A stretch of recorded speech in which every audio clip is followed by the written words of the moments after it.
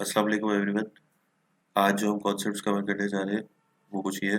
तो आज हम इफ एल्स को जो देख रहे थे उसी को कंटिन्यू करेंगे और हम देखेंगे कि इफ एल्स का कितना सारे टाइप्स हैं और उनको किस तरीके से इस्तेमाल करना है। ठीक है, तो हमने लास्ट टाइम पढ़ा था कि अगर इफ का कंडीशन ट्रू होगी तो इफ की स्टेटमेंट चलेगी, यानी इफ का ब्लॉक चलेगा, ये वाला हिस्सा चलेगा, वरना एल्स का ब्लॉक चलेगा। और जरूरी नहीं कि आप इफ के साथ एल्स लगाओ, कभी भी चलेगा। अगर ये होगा तो इवन बोल देगा, वरना कुछ भी नहीं बोलेगा वो। अगर इवन नंबर आएगा तो इवन बोलेगा, लेकिन अगर मैं ऑड नंबर डालूंगा तो फिर कुछ भी नहीं बोलेगा, क्योंकि मैंने एल्स का केस डिफाइन ही नहीं किया। देखो, कुछ भी नहीं बोला क्योंकि मैंने इधर एल्स का केस लगाया ही नहीं। आई बात समझ में? तो जरूरी नहीं कि इफ के साथ एल्स लगाओ, जरूरी नहीं कि इफ के साथ एल्स लगाओ। ठीक है, अच्छा अब हम आगे बात करते हैं कि इफ एल्स कितने तरीके का है। तो भाई इफ एल्स एक तो है इफ और एल्स, ठीक है।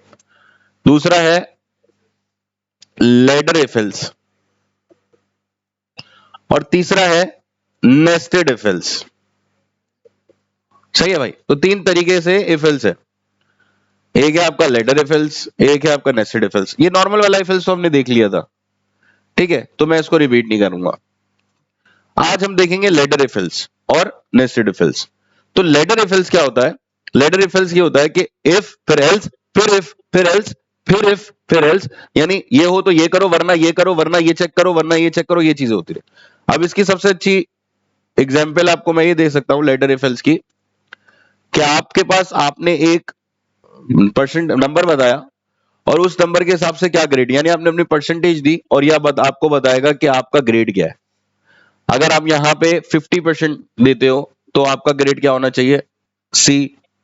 अगर 60 परसेंटेज होगी तो बी। अगर 70 होगी तो बी प्लस।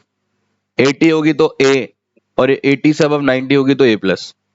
ठीक है, हम सिंपल प्लस हटा देते हैं।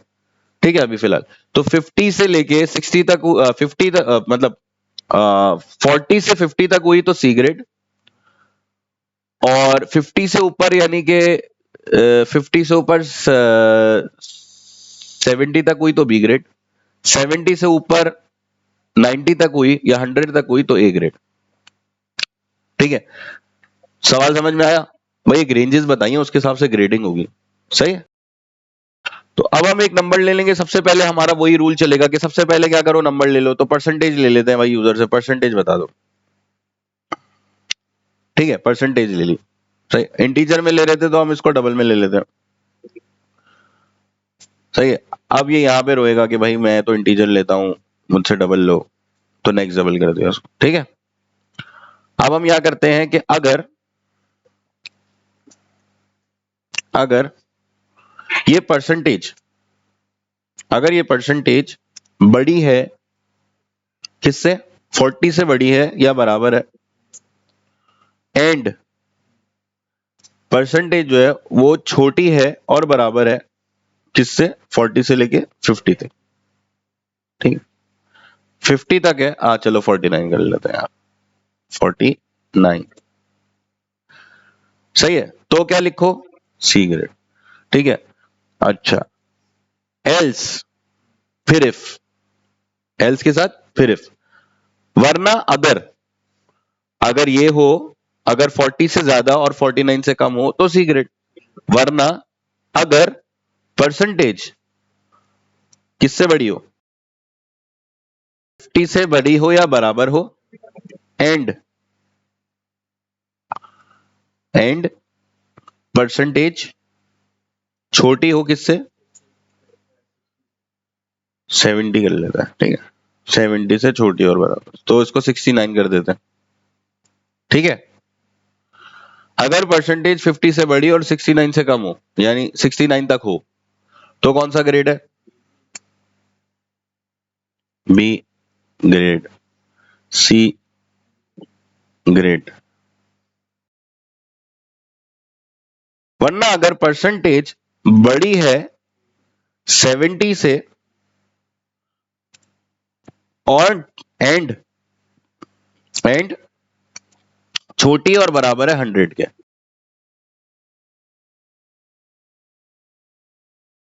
एस आउट, ए ग्रेड, ठीक है। वरना अगर ऐसा भी नहीं हो तो बोले S out, you are fail, ठीक है। तो अगर 40 से बड़ी होगी और 50 से कम होगी तो सी ग्रेड, अगर 50 से बड़ी होगी और 60 से कम होगी तो बी ग्रेड, अगर 70 से बड़ी होगी और 100 से कम होगी तो ए ग्रेड, अगर इनमें से कुछ भी नहीं होगी, जैसे 39 है तो यू आर फेल। चला के देखें,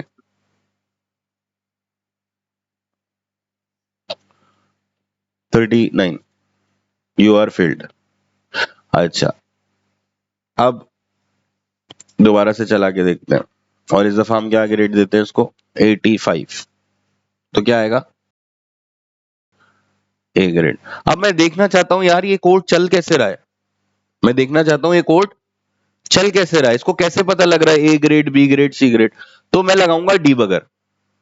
क्या लगाऊंगा, डीबगर। डीबगर कभी भी क्लास के नाम पे, मेथड के नाम पे नहीं लगता, अंदर बॉडी के अंदर, बॉडी के अंदर जो लाइंस होगी उसमें लगेगा। यानी कि मैं इधर स्कैनर पे लगा सकता हूं, मैं इधर डबल पे लगा सकता हूं, मैं इधर इफ पे लगा सकता हूं, लेकिन मैं इधर पब्लिक पे इधर नहीं लगा सकता, इससे बाहर यहां नहीं लगा सकता।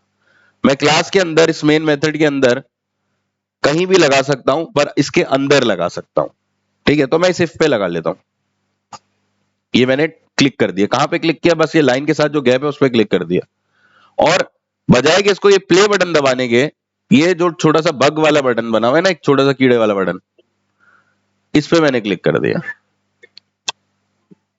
ठीक। इसको कहते हैं डीबग करना। अब ये यहां पे कनेक्ट हो गया, अभी मुझसे नंबर मांग रहा है, मैंने इसको दे दिया भाई मेरी 75%। एंटर किया, जैसे इंटर किया वो यहां पहुंच गया, जैसे इंटर किया वो यहां पहुंच गया। तो देखो मेरे पास लेकर आया, मेरी परसेंटेज कितनी है, 75.0। जो मैंने वहां से इंटर किया ना, यहां से 75, तो ये डिबगर का सेक्शन है, देखो ये ले आया कि मेरी परसेंटेज क्या है, 75.0। इस परसेंटेज के वेरिएबल में क्या आया है, 75.0, ठीक है। अब आप चेक करना चाहते हो कि यार ये कंडीशन सही है या नहीं, तो ये यहां पे बता रहा होगा कि कंडीशन क्या है। क्या बोल रहा है, फॉल्स। क्यों, परसेंटेज क्या है, 40 से बड़ी है, ट्रू, लेकिन 49 से छोटी है, फॉल्स। 40 से बड़ी है, ट्रू, लेकिन 49 से छोटी है, फॉल्स। तो एक भी फॉल्स इस एंड के केस में, अगर एक भी फॉल्स तो फॉल्स हो गया। ये एंड जो लगा हुआ है इसका मतलब है एक भी फॉल्स तो फॉल्स। अब मैं चेक करना चाहता हूं यार ये पूरी स्टेटमेंट में क्या आ रहा है, तो मैं इसको सेलेक्ट कर सकता हूं ऐसे, और लेफ्ट क्लिक करूंगा और आऊंगा इवेल्युएट एक्सप्रेशन पे। इस इवेल्युएट एक्सप्रेशन पे जब मैं क्लिक करूंगा तो यहां पे इसने मुझे बता दिया फॉल्स। तो हम डिबग देख रहे हैं, इसको मैं स्टॉप करता हूं और दोबारा से रन करता हूं। अब अगर मुझे किसी भी लाइन पे डिबग करना है तो मुझे ये पता है कि मैं मेथड के नाम पे ना डिबगर लगाऊंगा ना क्लास के नाम पे डिबगर लगाऊंगा, मैं डिबगर लगाऊंगा इस ब्रैकेट्स के अंदर, मेन मेथड के अंदर, जो भी मेथड होगा उसके अंदर। हर लाइन पे डिबगर नहीं लगेगा, जो जिधर कोई कोड लिखा होगा उसी लाइन पे सिर्फ डिबगर लगेगा। कहीं भी लगा सकता हूं, कहीं भी क्लिक करके हटा सकता हूं। अब मैं देखना चाहता हूं कि ये कंडीशन मेरी ट्रू हो रही है फॉल्स, मैंने इधर लगा दिया डिबगर, और मुझे एप्लीकेशन रन करनी पड़ेगी इस डिबगर को प्रेस करके। यहाँ पे कनेक्टेड लिखा हुआ आ जाएगा, इसका मतलब मेरा डिबगर लग गया, और मैं यहाँ वैल्यू दूंगा। अब मैं वैल्यू देता हूँ यहाँ पे 45, एंटर करता हूं।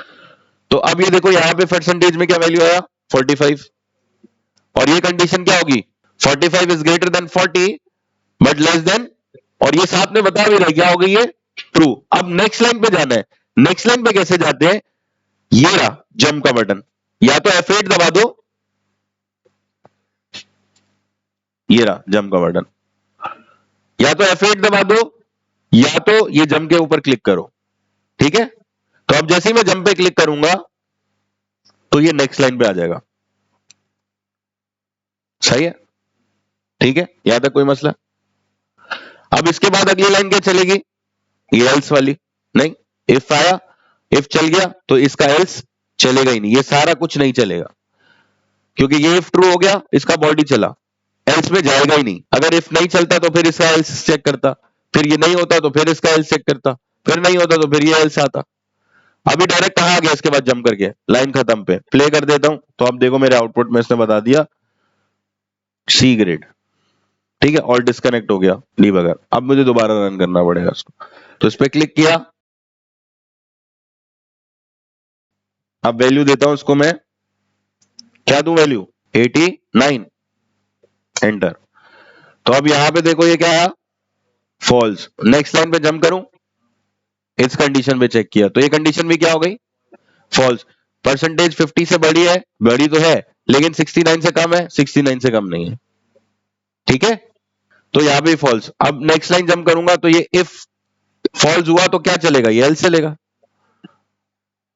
अब इधर आ गया, अब ये कंडीशन क्या हो रही है, ट्रू, क्योंकि 85 जो है वो 70, हमारे पास 85 है ना इसमें, 89, 89 जो है वो 70 से बड़ा है और 100 से छोटा है, विच इज ट्रू। तो क्या क्या प्रिंट करेगा अब ये नेक्स्ट लाइन में, ए ग्रेड, और एल्स नहीं चलेगा क्योंकि ये इसका ऑलरेडी इफ चला चुका है, ये वाला इफ चला चुका है, तो अब ये यहां से बाहर निकलेगा, खत्म, और ए ग्रेड बोल देगा। यहां तक की बात समझ में आई। अच्छा, हमें अब चेक करना था कि हमारी जो 3 नंबर है, क्या ये इनमें से कोई बड़ा है या छोटा है या दोनों बराबर है। तो इसमें सबसे बड़ा नंबर है नंबर 2। तो इसको कैसे चेक करेंगे, इसको मैं यहां मिटा देता हूं, और मैं स्कैनर नहीं यूज कर रहा, मैं हार्ड कोडेड वैल्यूज ले रहा हूं। अब मैं यहां पे लिखूंगा, अगर देखो केस क्या है, कंडीशन क्या है कि अगर नंबर 1 नंबर 2 से बड़ा हुआ और नंबर 1 नंबर 3 से भी बड़ा हुआ, तो इसका मतलब नंबर 1 सबसे बड़ा है। आई बात समझ में। फिर नंबर 2 को देखेंगे, क्या नंबर 2 नंबर 1 से बड़ा है, और क्या नंबर 2 नंबर 3 से बड़ा है। अगर नंबर 2 दोनों से बड़ा हुआ तो इसका मतलब नंबर 2 सबसे बड़ा हुआ, सही।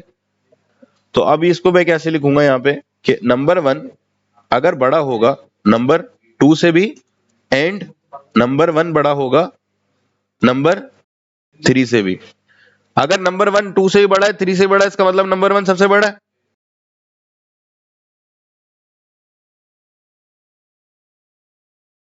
वरना अगर नंबर 2 बड़ा हुआ नंबर 1 से, एंड नंबर 2 बड़ा हुआ नंबर 3 से, तो इसका मतलब नंबर 2 सबसे बड़ा है। सही है भाई। अगर नंबर 1, ये अब गौर से बात सुनो, नंबर 1 अगर इन दोनों से बड़ा है तो इसका मतलब नंबर 1 बड़ा है, ठीक है। नंबर 1 अगर इन दोनों से बड़ा है तो इसका मतलब नंबर 1 बड़ा है ना। और नंबर 2 अगर इन दोनों से बड़ा है, 1 से भी और 3 से, इसका मतलब नंबर 2 बड़ा है, सही है। अगर ये भी बड़ा नहीं है और ये भी बड़ा नहीं है तो कौन बड़ा हुआ, अगर 1 भी बड़ा नहीं है और 2 भी बड़ा नहीं है तो उसका मतलब कौन बड़ा हुआ। तो मुझे इधर इफ लगाने की जरूरत नहीं है, डायरेक्ट एल्स में लिख दूंगा।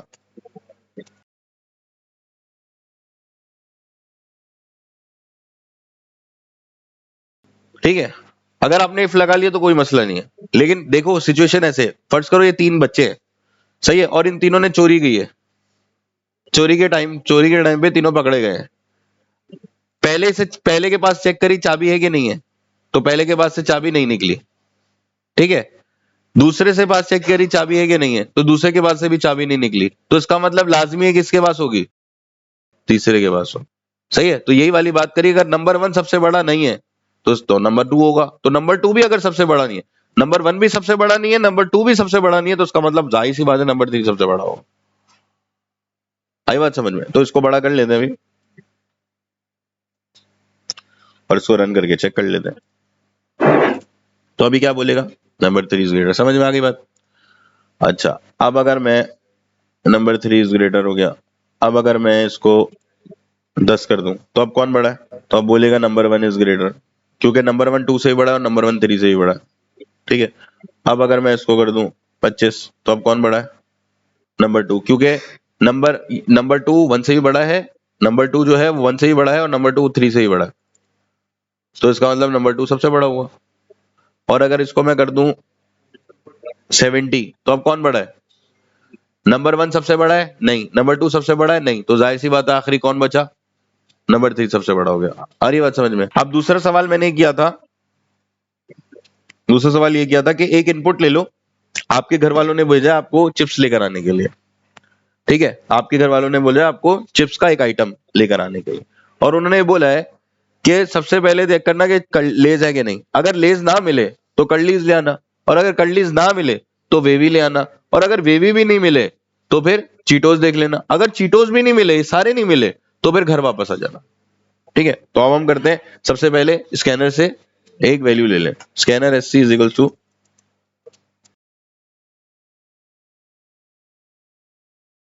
ठीक है, स्ट्रिंग ले लेते हैं क्योंकि लेज है, वेवी है, तो इसको आइटम बोल देता हूं मैं।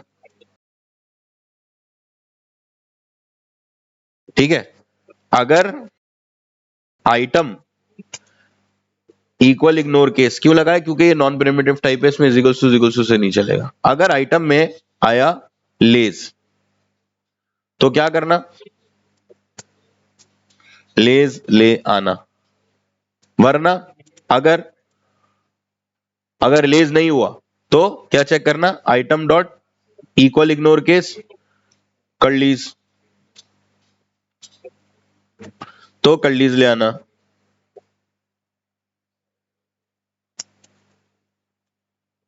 अगर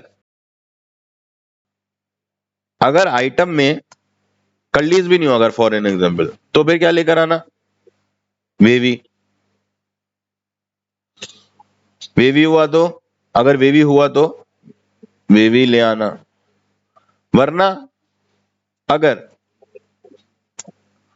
वरना अगर चीटोज हुआ तो चीटोज ले आना, वरना घर वापस आ जाना। ठीक है भाई, समझ में आई बात? रन कर देते हैं। तो मैं इसको देता हूं बेबी, बेबी ले आना। ठीक है, अब मैं इसको देता हूं कुछ भी नहीं, घर वापस आ जाना। ठीक है, या इसको मैं देता हूं सुपर, सुपर, तो क्या बोलेगा ये था हमारे पास ladder if else, if else, if else, फिर इफ एल्स, फिर इफ एल्स, फिर इफ एल्स, या if else if else if else if. अगर ये हुआ वरना ये हुआ, वरना ये हुआ, वरना ये हुआ, वरना ये हुआ, वरना ये हुआ।